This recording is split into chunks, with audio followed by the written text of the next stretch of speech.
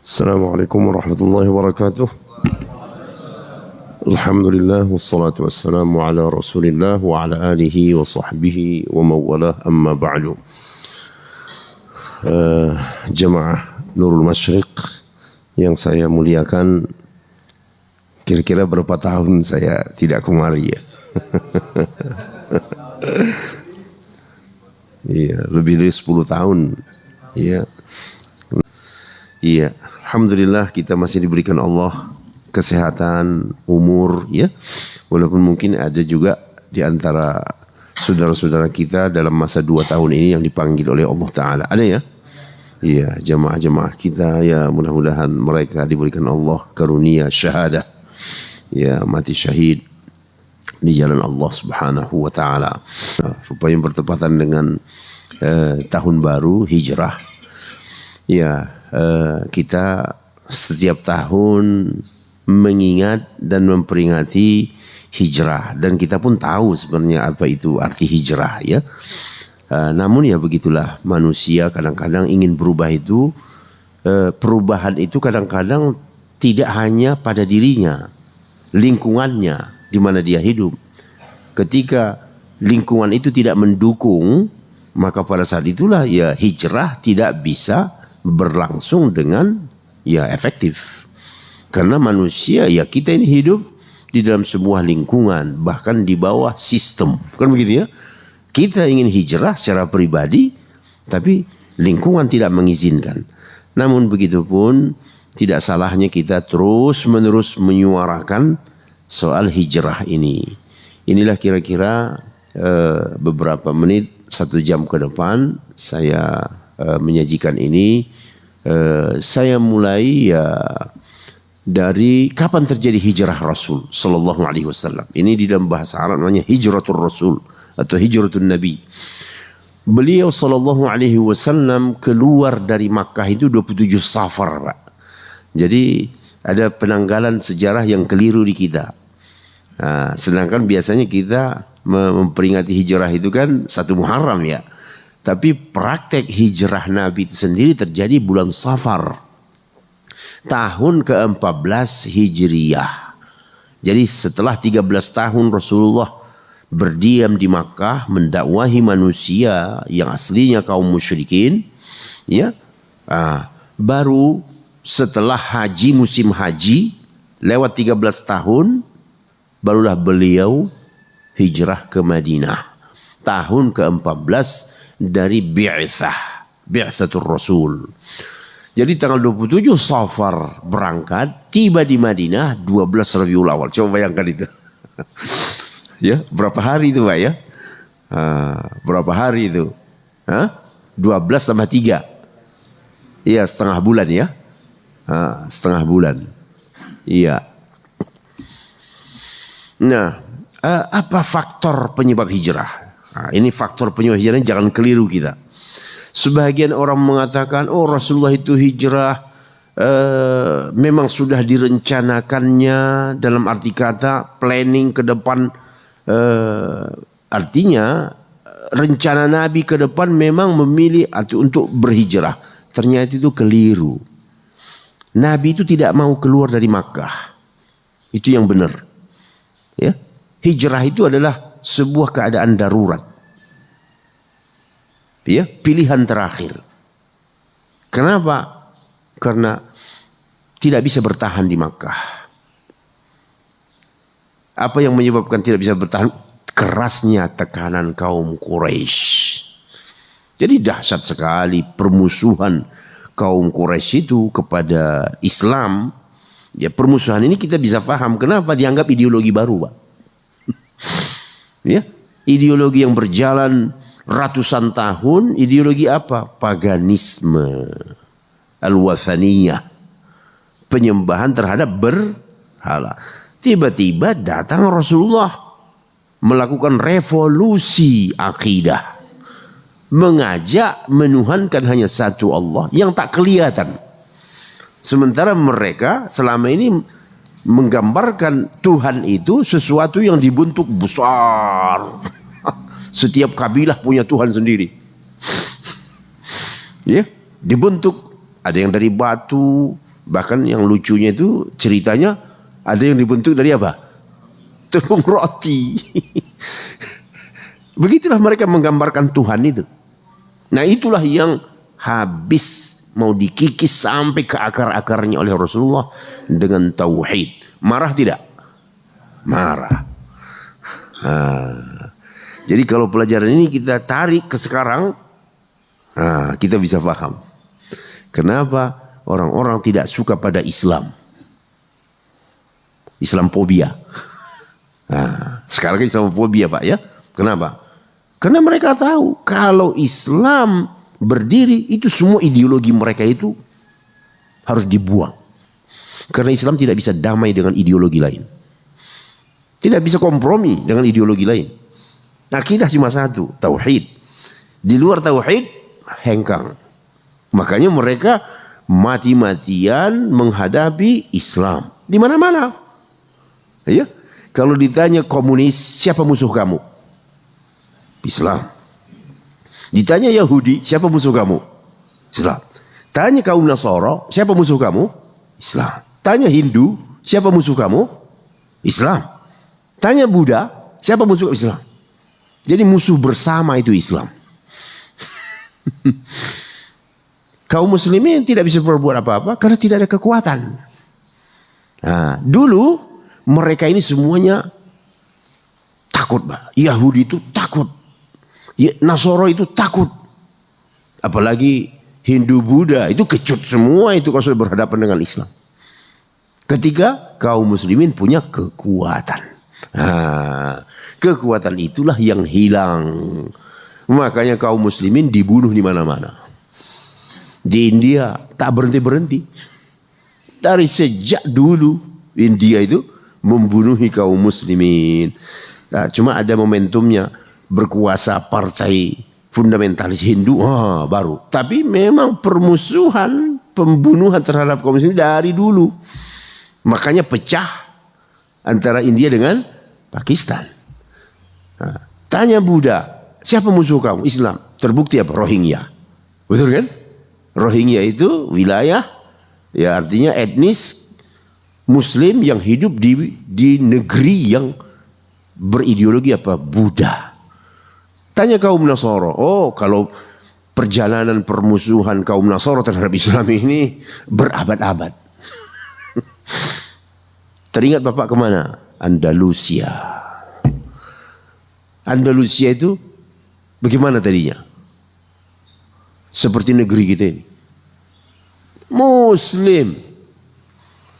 Ya, sampai kemana? Prancis. Kan perbatasan Prancis itu kan berbatasan dengan Spanyol kan?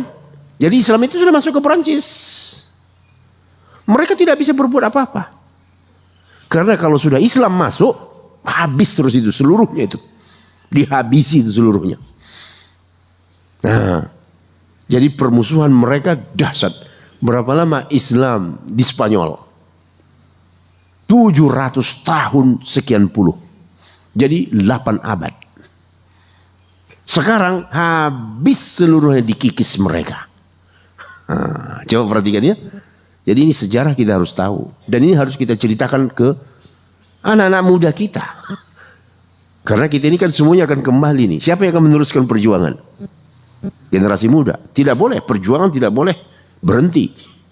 Kalau mereka tidak siap dengan bekal sejarah, mereka akan digilas. Tapi kalau mereka siap dengan bekal sejarah, mereka tahu bahwa kita ini aslinya umat yang tidak disukai oleh semua ideologi kufur. Oleh karenanya mereka harus mempersiapkan diri, menguatkan kekuatan, membangun kekuatan, sehingga dengan begitu mereka bisa eksis. Siapa lagi? Yahudi. Yahudi hampir tiap hari Palestina itu. Mungkin tidak ada matahari terbit yang tidak ada nyawa orang Palestina yang melayang. Ya. Jadi siapa mau Pak cari? Sekarang yang lagi 29 Juli kemarin, dunia Islam mengangkat sebuah topik Uighur. 29 Juli kemarin Pak. Khutbah Jumat sedunia tentang Uighur, kejahatan Cina, RRC yang menjajah Uighur, Turkistan Timur sejak tahun 40. Coba yang apa itu? Sejak tahun 40 sampai 2022. Uighur, Turkistan Timur di bawah jajahan yang mereka maksud Xinjiang. Apa arti Xinjiang? Jajahan baru. Kita tidak banyak tahu tentang Uighur. Ya, luar biasa. Ya, apalagi memang namanya komunis. Sedangkan Yahudi, Nasara yang masih punya akar sejarah dengan Islamnya begitu benci, apalagi yang tak punya Tuhan, komunis. Apa yang mereka lakukan terhadap Uighur? La haula wala quwwata illa billah. Selama berapa tahun mereka penjarakan dalam camp. Ya, camp konsentrasi. Mereka sebut judulnya apa, Pak? Camp pelatihan kerja. Wah, untuk menipu dunia. Padahal penjara jutaan orang. Camp itu isinya laki dan perempuan. Fokusnya ke laki-laki. Semua orang laki-laki dalam tiap rumah diambil. Mau tua, mau muda dimasukkan ke dalam camp itu. Tinggal perempuan dalam rumah dimasukkan laki-laki Cina ke situ. Komunis. Untuk mendoktrin istrinya agar hilang keislamannya sama sekali. Didoktrin dia dengan komunis. Itulah pekerjaan Cina di Turkistan Timur. Sampai hari ini. Sampai hari ini, Pak. Masjid diapain? Diruntuhkan semua masjid. Yang disisakan, yang gede-gedenya. Dibuat jadi apa? Kafe, restoran. Kalau Bapak lihat fotonya, silakan aja diklik di Google. Ya, Turkistan Timur, Uighur. Keluar itu Pak semua. Kenapa terbongkar? Ini BBC ya menyorot melalui satelit, dan begitu juga ada orang yang lepas, tahanan yang lepas. Ya, dialah cerita. Tapi yang terjadi dari dalam Turkistan Timur itu sendiri. Jadi sangat menyedihkan. Ya, jadi mereka didoktrin dengan ideologi komunis. Dipaksa, perempuannya disuntik supaya mandul. Yang diperkosa, yang tidak diperkosa disuntik supaya mandul. Masjid dirubah, yang tinggal dirubah menjadi kafe, restoran, yang bisa dihancurkan. Quran dibakar. Nasib kaum muslimin. Nah, jadi hijrah ini memang momentum yang baik untuk menyadarkan kita bahwa kita ini tidak dalam keadaan baik-baik saja di dunia. Ya, kita ini tidak dalam keadaan baik-baik saja di dunia ini, Pak. Musuh kita luar biasa, semua. Kenapa? Karena memang dari awal begitu. Sejak Rasulullah menyampaikan risalah tauhid, semua penduduk Makkah memposisikan Rasulullah itu sebagai apa? Musuh mereka. Nah, disiksa, kerasnya tekanan, ya Pak ya.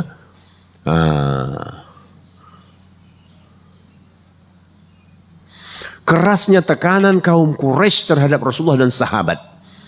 Rasulullah SAW mendapatkan perlindungan dari pamannya Abu Talib, sedang sahabat lain tidak memiliki perlindungan. Walaupun tetap Rasulullah ini menjadi target mereka, tetapi sedikit ada pengaman. Siapa pamannya? Kan begitu?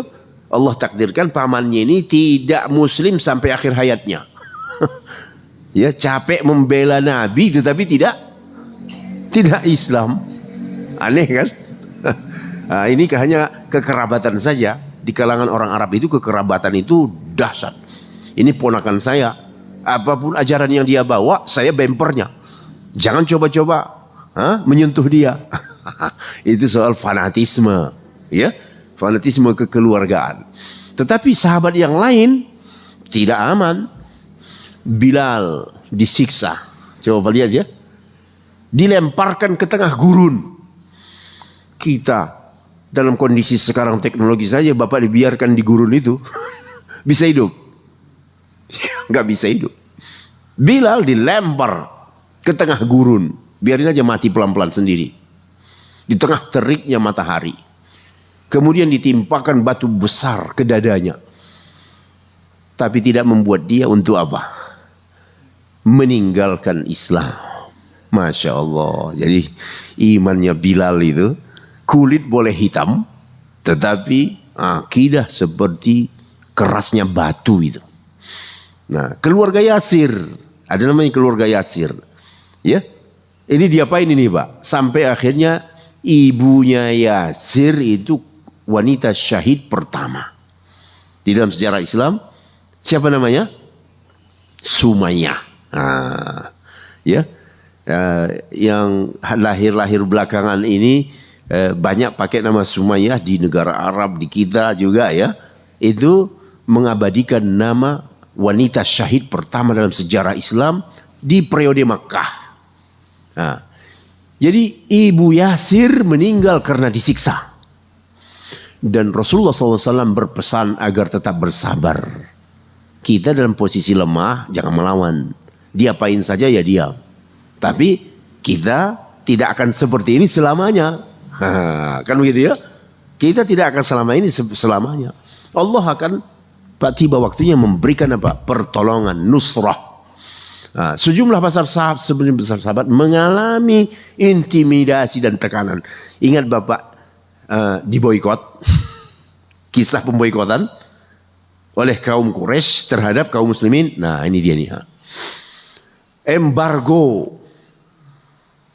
Tidak boleh menjual dan membeli kepada pengikut Nabi Muhammad. Coba Bapak hidup pergi ke warung, nggak ada warung yang melayani Bapak. Sampai bertahan berapa lama?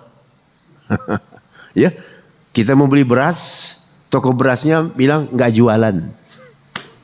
Pergi ke tukang sayur mengatakan maaf kami nggak jual sayur kepada kamu. Itulah yang dialami oleh siapa? Sahabat. Embargo Pak. Sampai mereka makan apa? Daun kayu mempertahankan kehidupan. Daun. Kita sampai begitu. Gara-gara Islam? Tidak. Ya? Itu yang mereka alami. Luar biasa penyiksaan itu. Yang menjadi bemper Bani Hashim. Bani Hashim karena Rasulullah itu berasal dari Bani Hashim. Jadi diembargo, ya, tidak menikahi dan tidak dinikahan. Jadi dari keluarga Bani Hashim ini tidak akan, dan sahabat-sahabat keluarga mereka tidak akan mau dinikahi. Artinya tidak akan mau orang-orang Arab sekitarnya menikahi keluarga mereka ini. Bahasanya mungkin bahasa sekarang sudah terpapar tauhid gitu. Bahasa sekarang ini terpapar apa Pak? Radikalisme. Tidak mau mereka menikahinya sampai begitu ya. Sebagian sahabat mengalami kelaparan karena tidak mendapatkan makanan disebabkan tidak ada yang mau menjual ataupun membeli. Jadi kalau bicara hijrah, ingat penderitaan. Ingat penderitaan. Kita menerima Islam enak-enak aja Pak. Ya, ya tidak ada perjuangan kita dalam Islam. Nah, mungkin gara-gara tidak ada perjuangan inilah membuat kita suka gampang lalai, lupa sama Islam, betul enggak? Islam dibully, Islam dipermalukan, dipersekusi, kita diam-diam aja. Biar aja lah ulama yang bela. Betul kan? Tapi mereka mengalami langsung. Baik. Nah, jadi Nabi hijrah, ya, itu karena dipaksa. Aslinya Nabi tidak mau keluar meninggalkan Makkah. Tapi Allah mentakdirkan. Apa yang terjadi di Madinah? Tegaknya daulah Islamiyah. Itulah dia tadi. Tidak selamanya menderita. Tetapi ada satu saat bebas merdeka dan membangun kekuatan sendiri. Itulah namanya negara Madinah. Ya. Jadi kalau Bapak ditanya apa yang terjadi di Madinah, berdirinya negara pertama dalam sejarah Islam. Siapa kepala negaranya? Rasulullah Sallallahu Alaihi Wasallam. Jadi Nabi Muhammad itu bukan hanya utusan Allah menyampaikan cerita alam ghaib, hari kiamat, tetapi beliau juga apa? Kepala negara. Ini harus didoktrin ini Pak, kepala kita ini. Rasulullah itu kepala negara. Semua fungsi kepala negara diperankan beliau. Apa fungsi kepala negara? Mengumumkan keadaan perang, betul tidak? Mengirimkan pasukan. Itu fungsi-fungsi kepala negara. Melaksanakan sebagai pelaksana eksekutor terhadap peraturan. Penyelenggara hukum, betul tidak? Itulah kepala negara. Itu semuanya diperankan oleh beliau Sallallahu Alaihi Wasallam. Bukankah kalau ada orang berzina datang, siapa yang mengadili? Rasul. Ada orang yang mencuri, siapa yang mengeksekusi? Rasul. Itu artinya apa? Kekuasaan yang diperankan oleh negara. Tapi konsep ini sengaja kita dikaburkan. Oh, Nabi itu tidak membangun negara. Nabi itu hanya menyampaikan pesan-pesan ketuhanan. Betul tidak? Kita dibutakan. Tapi kalau orang yang belajar, apalagi sudah masuk ke perguruan tinggi, apalagi dia sudah masuk ke pendidikan lebih tinggi, S2, S3, belajar sejarah Islam, pasti dia katakan ini semuanya pembodohan. Ya, kita mau dibodohin. Ya, umat Islam itu mau dibodohin. Rasulullah itu hanya menyampaikan pesan-pesan Tuhan untuk akhirat, surga, neraka. Iya, itu iya. Tetapi ketika beliau berjuang, beliau berfungsi sebagai kepala negara. Bagaimana dia bisa memimpin perang kalau tidak kepala negara? Ya, penduduknya siapa? Sahabat. Ada minoritas enggak? Ada minoritas tidak? Ada. Siapa minoritasnya? Yahudi dan Nasrani di Madinah. Jadi kalau bicara minoritas, kita katakan apa? Jangan kamu ajari kami. Karena Islam pertama kali lahir sebagai negara di Madinah sudah mengenal minoritas. Dan itu sejarah, tak bisa dibohongi. Ya, tidak bisa dibohongi. Kemudian wilayahnya, iya, wilayah teritorial Madinah itu, kota Madinah itu, ya, hukum syariat, pemerintahan berjalan. Ya, ada petugas-petugas Rasulullah dalam mengutip zakat, betul tidak? Ya, ada orang-orang yang ditunjuk oleh Rasulullah sebagai hakim, sebagai eksekutor. Tapi karena wilayahnya sedikit, penduduknya sedikit, ya tidak perlulah menteri itu menteri ini, ya tidak? Kan tidak, itu kan sesuai dengan keperluan saja. Tapi sistem sudah baik. Kemudian pelajaran dari peristiwa hijrah, ini lebih penting bagi kita, ya. Jadi ini ada poin-poin besar pelajaran dari peristiwa hijrah ini. Seimbang antara usaha dan tawakal kepada Allah. Itu yang harus kita lakukan Pak, ya. Seimbang. Jadi tawakal sangat penting. Tapi usaha juga penting. Jadi bagaimana Rasulullah menyeimbangkan, ya, antara tawakal dengan ikhtiar. Kemudian begitu juga sabar dan yakin. Dari pelajaran sirah Nabi itu kunci kemenangan.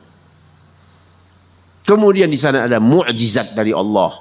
Kemudian ternyata peran wanita muslimah. Nanti kita lihat Pak, ya. Langsung aja kita mulai seimbang antara usaha dan tawakal. Jadi operasi hijrah penuh dengan perencanaan yang matang.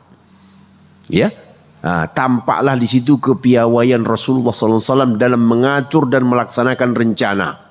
Siapa yang akan menjadi komandan operasinya? Ya. Siapa yang menyuruh Ali untuk tetap berdiam di rumah Rasul? Yang tinggal mendiami rumah Rasul siapa? Ali dipilihnya. Nah, siapa yang mendampingi beliau perjalanan? Abu Bakar.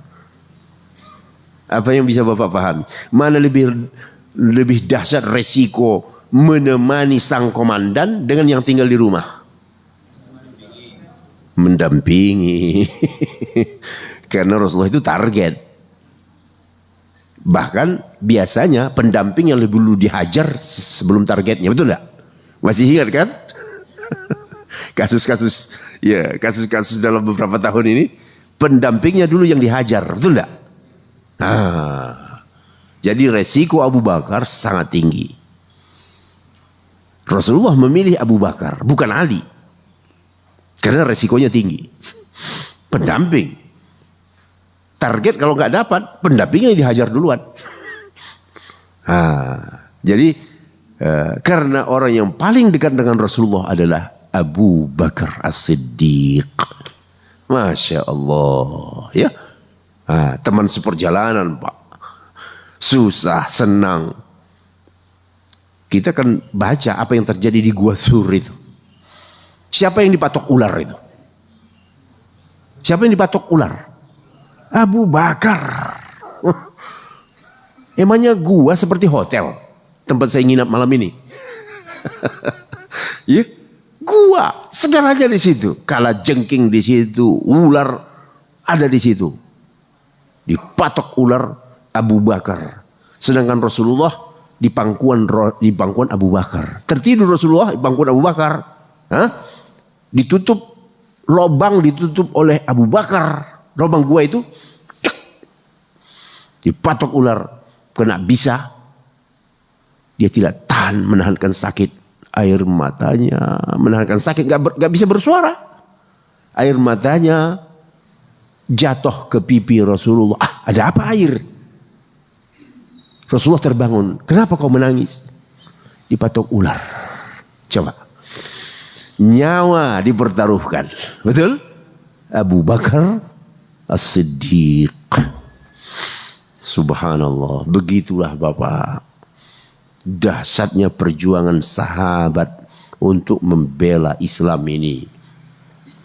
Kemudian memilih Abu Bakar sudah. Kemudian memakai Abdullah ibnu Uraiqid sebagai penunjuk jalan. Oh, rupanya Nabi itu ya begitu, strateginya jalan, betul enggak?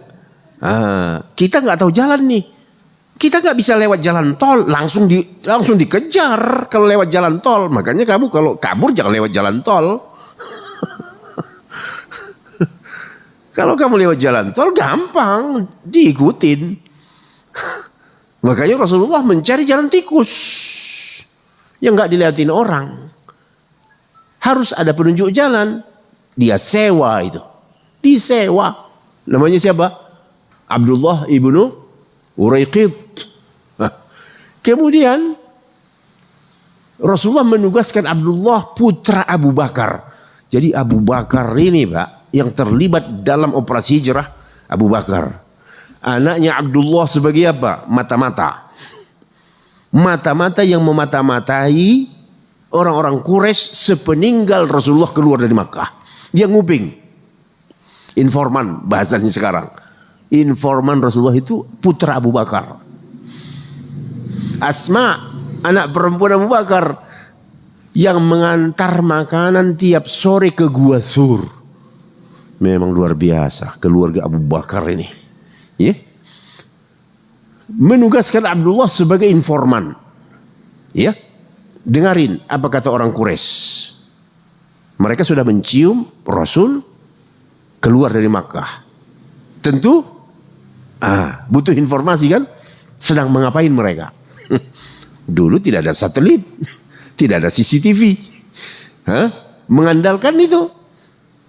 Kemudian menugaskan Amir sebagai penutup berita, mengelabui musuh. Sampai-sampai begitu Pak. Jadi kalau ada umpamanya orang berbicara, Muhammad kabur kemana? Kayaknya, kan begitu kan? Nah ini Amr ini mencoba, begitu menutupi itu, enggak, dia itu nggak akan kemana-mana, di sini aja. Jadi dari dulu sudah ada ini sistem seperti ini, Pak.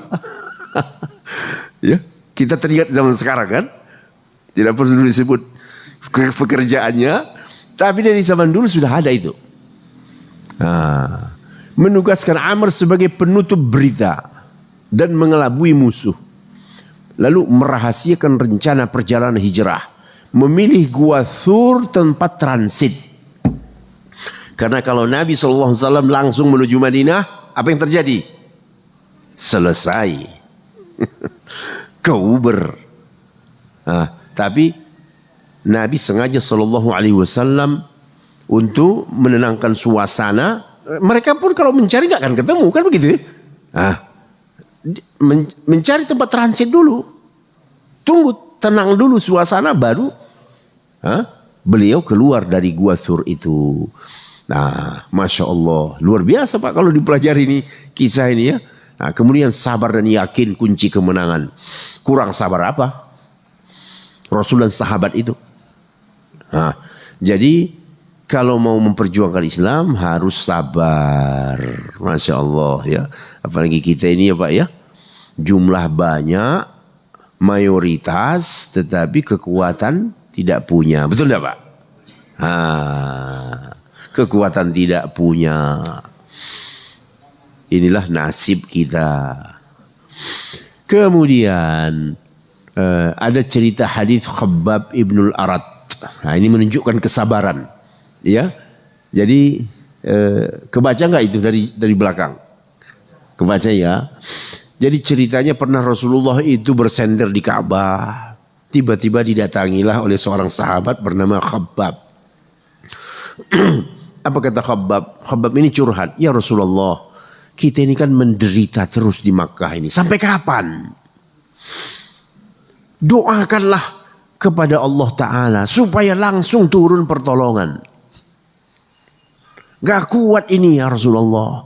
Yang diembargo, yang sudah kehilangan jiwa, yang disiksa. Sampai kapan begini? Begitu Pak. Doakan. Engkau kan, kalau sekali engkau berdoa, bantuan Allah itu akan turun. Jawab Nabi apa Pak? Lihat tuh. Jawab Nabi itu. Panjang itu jawab beliau ya. Dulu Rasulullah menggambarkan orang dulu untuk mempertahankan akidahnya. Kamu tahu nggak? Kata Nabi. Bahasa kita sekarang lah ya. Ini disisir ini dengan sisir besi. Sampai lepas daging dari tulang itu. Seperti itu apa sakitnya? Bukan dibius. Disisirkan ini ke seluruh badannya. Tergelupaslah itu. Kemudian ada lagi bagaimana? Dimasukkan ke dalam lubang. Digergaji dari kepala sampai ke bawah. Belah dua itu badan. Tetapi orang itu tidak murtad dari agamanya. Begitu Nabi menggambarkan orang memperjuangkan agama itu harus mengorbankan sampai kepada jiwanya. Tapi kamu sekarang belum apa-apa sudah minta pertolongan. Nah, Rasulullah memberikan pelajaran dari umat terdahulu. Nah, jadi juga bagi kita juga ini pelajaran ya Pak ya. Berjuang itu tidak ada yang manis. Kalau manis berjuang, semua orang akan berjuang. Betul enggak? Tetapi perjuangan itu memang pahit. Apalagi kalau sudah memperjuangkan apa? Agama.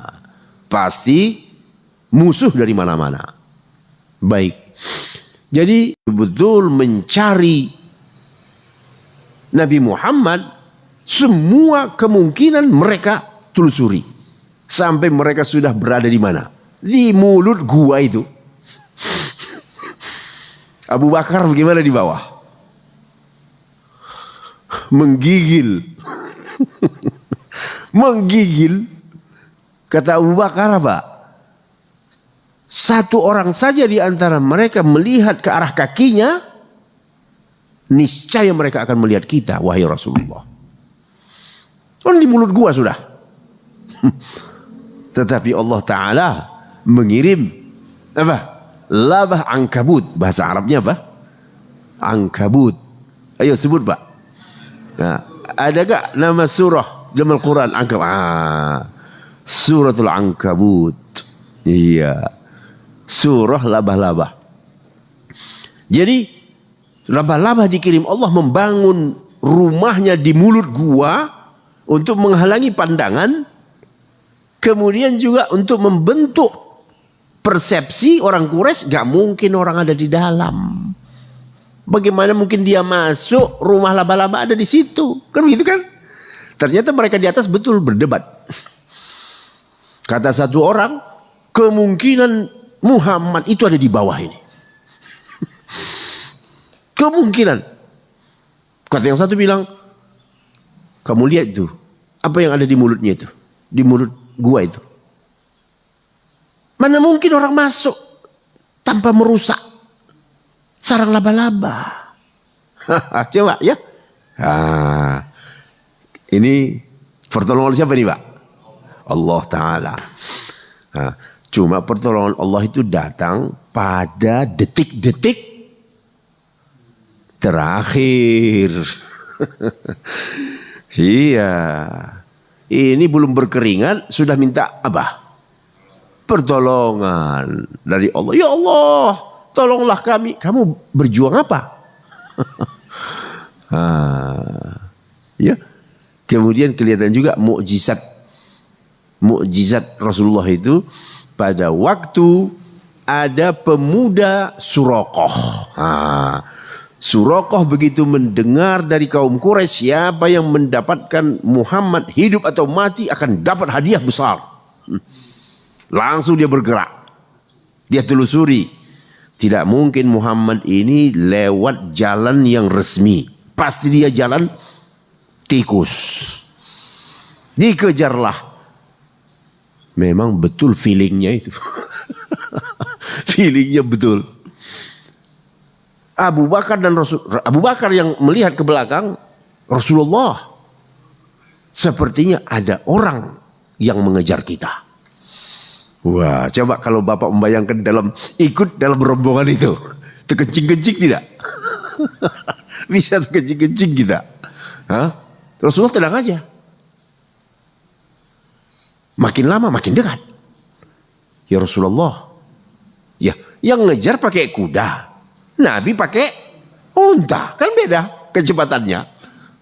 Makin lama makin kelihatan bayangan orang. Ya Rasulullah seperti apa ini? Tenang wahai Abu Bakar. Tenang. Betul Bapak. Mendekatlah Suraqah ke Rasulullah. Intervensi Allah dari langit. Kaki kudanya itu masuk ke dalam, kita sebutlah ya, pasir apa itu? Pasir gurun itu. Kaki itu terbenam. Langsung terpelanting dia. Akhirnya Pak, masih tidak putus asa nih Pak. Dikeluarinlah itu kuda. Naik lagi, kejar lagi. Mendekat lagi. Terbenam lagi itu kaki, jatuh terpelanting sampai 3 kali. Akhirnya, ya Muhammad. Ya Muhammad. Coba. Kekuasaan Allah. Ya Muhammad. Rasulullah membalik ke belakang. Ada apa? Tolong aku. Tolong aku. Aku berjanji. Aku berjanji. Aku tidak akan memberitahu kepada orang Quraisy posisi kamu di mana. Dan aku tidak akan membela mereka untuk mencari kamu. Baru Rasulullah mengizinkan, ya, bangkitlah itu orang, pulanglah dia. Dia pun tutup mulut, ya. Sementara perjalanan Rasulullah berlanjut, masya Allah. Ini namanya mukjizat Pak. Jadi, ya, dulu kan ada film tentang hijrah ya Pak ya. Ada dulu, masih ingat nggak? Waktu masa-masa kita lah ya. Tapi nggak tahu. Belakangan ya film-film serial seperti ini sudah tidak ada lagi ya. Ini penting sekali untuk generasi muda, betul tidak Pak? Menggambarkan bahwa peristiwa hijrah itu bukan peristiwa manis, enak. Bukan seperti perjalanan orang sekarang, transit, ada bandara, ada AC. Oh tidak. Peran pemuda dalam hijrah. Ali bin Abi Thalib. Di sini betul-betul kelihatan perannya menggantikan tempat tidur Rasulullah. Ada yang menarik di dalam rumah Rasulullah. Orang Quraisy, musuh-musuh Nabi itu, Pak. Ternyata menitipkan barang kepada Nabi Muhammad, padahal musuhnya. Nitipin barang. Lalu Ali bin Abi Thalib ketika membuka tempat tidur Rasulullah, di bawahnya itu penuh titipan. Ajaib tidak? Orangnya dimusuhi tetapi dipercaya. Kenapa? Makanya dia disebut apa? Al-Amin. Kan gitu kan? Al-Amin. Karena dari sejak muda orangnya jujur, terpercaya. Kalau dititipin gelas seperti ini, sampai kapanpun seperti itulah gelasnya. Jadi orangnya dimusuhi secara ideologi, tetapi pribadinya dikagumi karena punya sifat amanah. Kemudian Abdullah bin Abi Bakar, itu dia tadi, bekerja mengumpulkan informasi dari kalangan Quraisy tentang Rasulullah SAW. Jadi semua peran, Pak. Semua peran. Nah, begitulah perjuangan Islam. Jadi kalau kita belajar dari peristiwa sirah itu, tidak ada peran yang disia-siakan. Mau anak muda, mau orang tua, begitu, mau kaum profesional, semuanya. Jadi inilah yang harus kita pelajari. Untuk Islam ini semua kita harus terlibat. Kan begitu ya? Semua harus terlibat. Apalagi yang kita hadapi di zaman ini luar biasa. Siapa daftar orang-orang kaya, 9 orang kaya milioner di Indonesia, siapa mereka? Allahu Akbar. Sementara kita apa, Pak? Orang-orang kita, walaupun orang-orang kaya kita itu, Pak, ada bahasa saya, orang-orang muslim yang kaya itu hanya menyimpan recehan mereka. Recehan saja itu dibandingkan dengan kekayaan mereka. Sementara mereka ini bagaimana? Uang siapa itu yang mereka ambilin? Nenek moyangnya datang dari sana, Asia Timur jauh sana, pakai celana pendek, gak punya apa-apa. Anaknya, cucunya di sini menjadi apa? Pengusaha luar biasa. Coba, itulah yang kita hadapi. Ya Allah, kalau kita merenung ini semuanya menangis, Pak. Ya. Saya pernah ngobrol gitu, berkunjung ke Singapura itu, Pak, ya. Ada masjid, ya. Kan masjid itu ya hanya dibatasi saja kan. Di sana ada salah satu masjid, ya saya sholat di situ. Habis sholat ngobrol lah sama orang-orang tua. Apa kata orang-orang tua itu? Ini dulu negeri Melayu. Ini Cina, ini semua pendatang. Mereka datang dari negeri kakeknya, moyangnya sana bertongkang-tongkang. Bahasa Melayunya berkapal-kapal itu bertongkang-tongkang. Mula-mula mereka itu tinggal di pinggiran pantai-pantai. Pelan-pelan mereka merengsek ke kota. Miskin. Tetapi sekarang kata dia, lihatlah ini Singapura.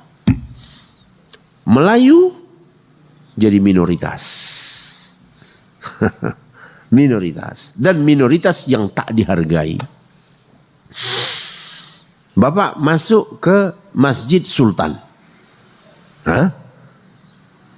Coba Bapak keluar, itu masjid Sultan. Ada orang, artinya kita ini yakin saya orang ke Masjid Sultan udah sampai Sultan itu aja. Di seberangnya itu istana, bekas istana Sultan. Karena sudah begitu planning perkotaan dulu, di mana ada masjid kerajaan, di dekat itu ada apa? Istana Sultan. Bapak pergi ke Medan, lihat aja. Istana Sultan Maimun, di depannya Masjid Raya. Memang begitu. Sampai sekarang kalau Bapak pergi ke Masjid Sultan itu, nyebrang sedikit, bekas istana Sultan Singapura. Nama sultannya Tumasek. Sekarang jadi apa itu istana, Pak? Museum. Saya menangis saya. Ya. Nggak bisa masuk saya. Di pintu museum itu saya sudah nggak kuat. Membayangkan apa? Nasib kaum muslimin. Tadinya sultan berkuasa seluruh wilayah karena dia merupakan satu negara bagian kesultanan. Sekarang mereka menjadi minoritas, ya, yang tidak dipandang sebelah mata. Nah, jadi pelajaran Singapura itu harus jadi pelajaran berharga. Bukan tidak mungkin kamu akan dibegitukan. Nah, jadilah gunanya kita belajar hijrah itu, ya. Pelajari hijrah. Lihat keadaanmu zaman sekarang. Apa yang bisa kau pelajari, ambil pelajaran dari hijrah itu untuk menatap masa depanmu. Apakah jadi Rasulullah bagaimana? Rasulullah SAW ketika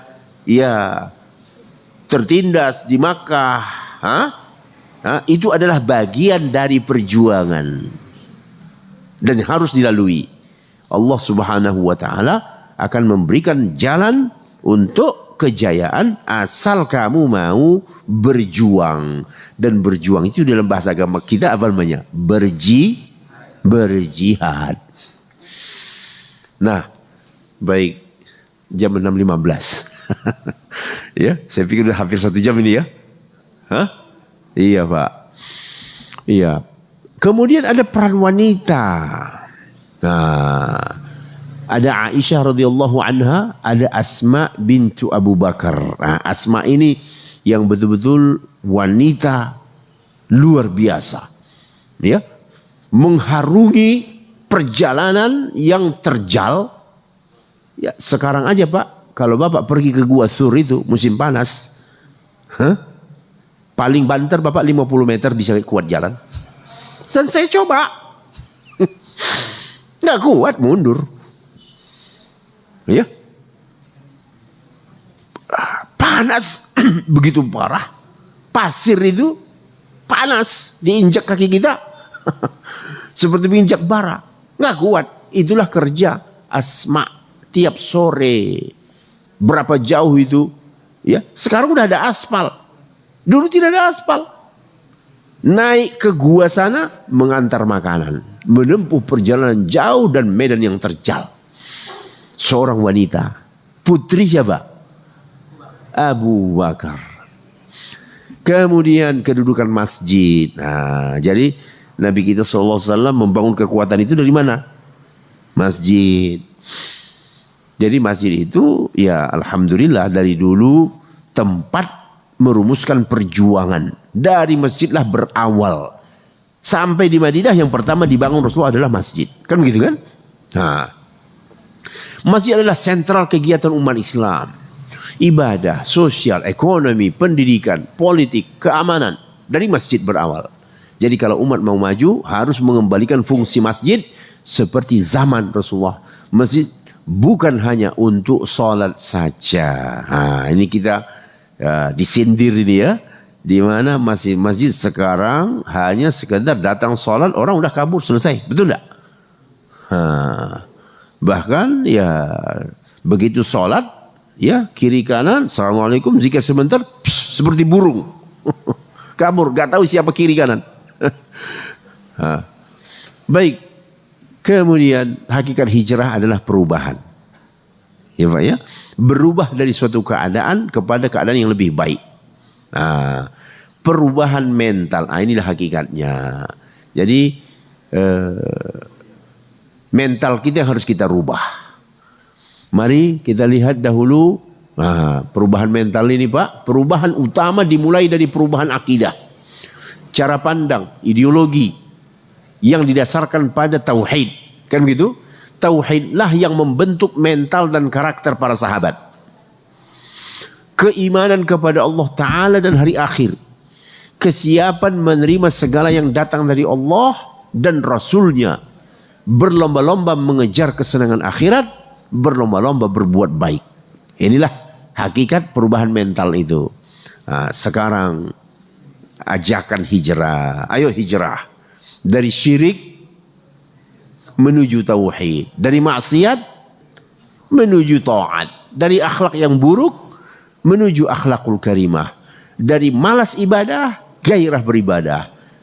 Kalau perempuan dari pakaian-pakaian terbuka menutup aurat, kan gitu ya. Malas baca Quran, rajin tilawah. Malas hadiri ta'lim, aktif dalam ta'lim. Dari pemalas jadi rajin. Dari berpangku tangan menjadi kreatif. Dari bodoh menjadi cerdas. Dari awam menjadi berilmu. Dari terbelakang menjadi maju. Dari tidak disiplin memegang teguh disiplin. Dari bergantung menjadi mandiri.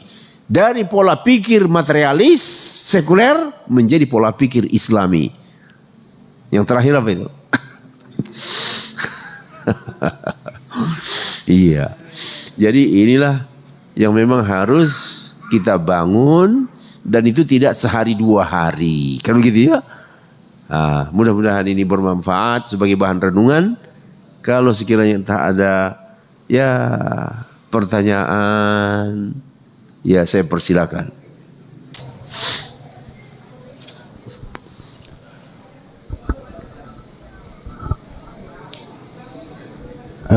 Terima kasih. Iya Pak ya. Mohon maaf berdiri Pak Ustaz. Iya tak mau Pak. Tak mau, silakan. Assalamualaikum warahmatullahi wabarakatuh. Waalaikumsalam warahmatullahi wabarakatuh. Ada satu prediksi dari Rasulullah bahwa kita di satu zaman nanti kita adalah mayoritas, tapi seperti buih di lautan. Betul. Centang perenang tanpa memiliki arti. Kalau sekarang mungkin tanpa ada kekuatan. Kita mayoritas tapi tanpa kekuatan. Yang Pak Ustadz tadi sampaikan. Nah, saya melihat bahwa sekarang ini agak sulit mempersatukan persepsi antar umat Islam, antar golongan, Pak Ustadz. Ya, contoh aja kemarin mengenai Idul Adha, itu salah satu yang berbeda hari padahal sudah ditentukan. Seperti itu. Yang kedua mengenai dakwah masih ada sistem sekuler. Betul. Antar golongan maupun organisasi yang berbeda, cuma langsung dipertajam. Nah itu kita menginginkan pada saat ini, zaman sekarang ini kebersamaan, walaupun tidak harus bersama-sama. Betul. Nah itu salah satu trik kita untuk melawan ambisi para kaum kafir di negeri kita ini, supaya nanti ke depan Islam tetap tegak di negara tercinta. Nah, mohon dari Pak Ustadz mengenai trik-trik kita atau tata cara kita bagaimana mempersatukan persepsi antar inter umat Islam di Indonesia. Baik. Barangkali itu Pak Ustadz. Terima kasih. Assalamualaikum warahmatullahi wabarakatuh. Waalaikumsalam warahmatullahi wabarakatuh. Saya tahu pertanyaan Bapak ini berat dijawab. Mempersatukan itu bukan seperti mempersatukan rumah di dalam rumah. Ini manusianya puluhan juta, ratusan juta ya enggak? Yang ya begitu dia, yang terkotak-kotak dalam berbagai ormas. Ada yang tidak ikut ormas. Jadi tidak mudah untuk mempersatukan, tapi kita tidak boleh berputus asa. Kan begitu ya. Kita punya ajaran tidak boleh berputus asa. Ya, masing-masing kamu bekerja sesuai dengan kemampuanmu. Allah lah nanti yang mempersatukan hati. Kan gitu ya. Ya, apa yang membuat di setiap zaman umat Islam itu tidak bisa bersatu, tahu enggak apa penyebabnya? Di tengah mereka itu ada kaum munafik.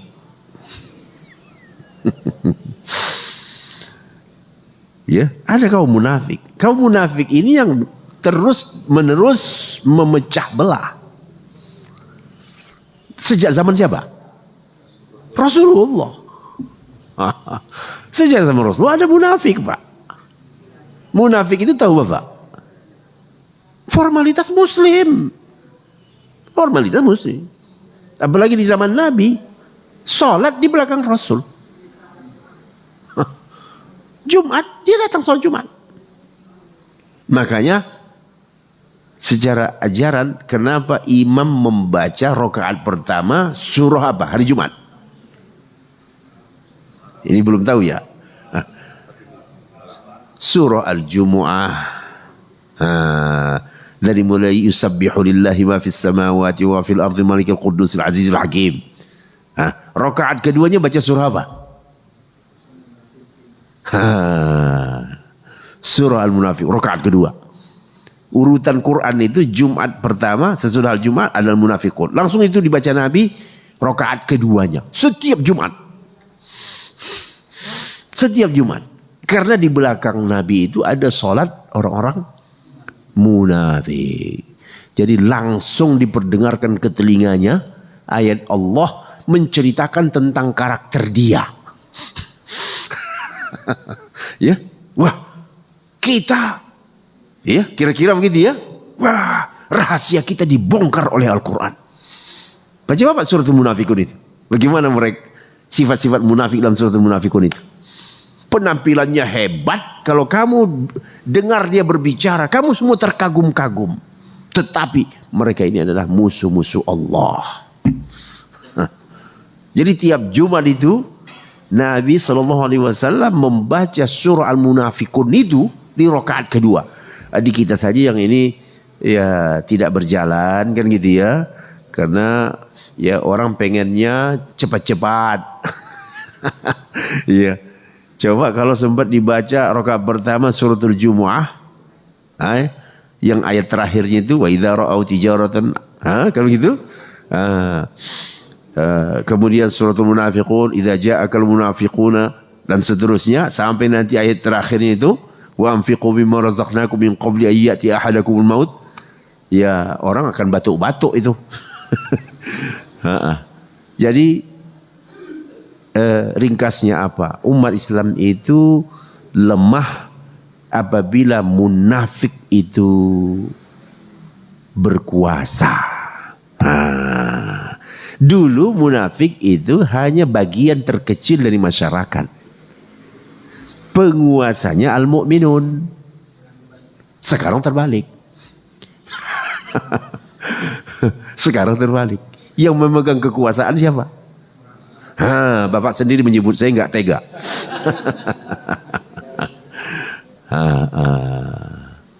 Yang memegang kekuasaannya yang ini, al-mu'minunnya lemah. Dan memang jumlahnya juga memang tidak banyak al-mu'minun itu. Orang-orang yang setia dengan Islam, Pak. Lah. Yang kalangan awam ini, ya mereka ini mengikut arus saja. Betul enggak? Arusnya kemana dia di situ. Ya, kalau dibaca ayat yang saya baca tadi rakaat pertama, dan ini ayat populer kan, Al-Maidah 51 Pak, ya, menjadi populer gara-gara dinista kan gitu. Tapi ada hikmahnya, umat Islam jadi melek, betul enggak? Umat Islam jadi, oh ada ayat yang berbicara nggak boleh memilih pemimpin orang kafir. Ada hikmahnya gitu. Kalau tidak, nggak akan pernah tahu umat Islam tentang ayat itu. Dengan izin Allah, begitulah disadarkan. Ada penistaan, terbongkar, menjadi kasus besar, dan itulah yang membuat orang kafir itu gagal jadi apa? Penguasa waktu itu. Dan sedikit banyak kaum muslimin sadar, oh rupanya soal memilih pemimpin ada aturannya di dalam Islam. Begitu Pak. Lalu seberapa banyak orang bisa bertahan dengan aturan ini? Ya, seberapa banyak orang bisa bertahan? Itu untuk wilayah, satu wilayah, kan gitu kan? Untuk wilayah yang lebih luas, bisa nggak seperti itu? Wallahu a'lam. Jadi PR kita itu masih banyak. Jadi ketika orang mukmin tidak berkuasa, ya inilah nasib. Pecah terus. Jadi bagaimana orang mukmin yang menjadi pemegang kekuasaan dan penentu. Nah, itu diskusinya ataupun ceramahnya masih panjang lagi itu, gitu ya Pak ya. Tapi marilah kita berdakwah, ambil aja momentum seperti hijrah ini, menyadarkan kaum muslimin. Siapa tahu 2 tahun mendatang, entah kaum muslimin ini ya diberikan Allah kesadaran sehingga mereka sepakat untuk memilih pemimpin yang cerdas, jelas keislamannya, jelas khidmatnya kepada umat. Kalau mereka sadar, insya Allah berubahlah keadaan mereka. Ya, kita sudah capek dapat pemimpin yang gak cerdas ini Pak. Capek gak Bapak? Capek. Modal berapa untuk memilih pemimpin itu, biaya itu berapa besar itu. Tapi setiap yang jadi pemimpin gak ada yang cerdas. Bahkan barangkali kadang-kadang bukan hanya tidak cerdas ya. Ada yang mirip-mirip idiot kadang-kadang.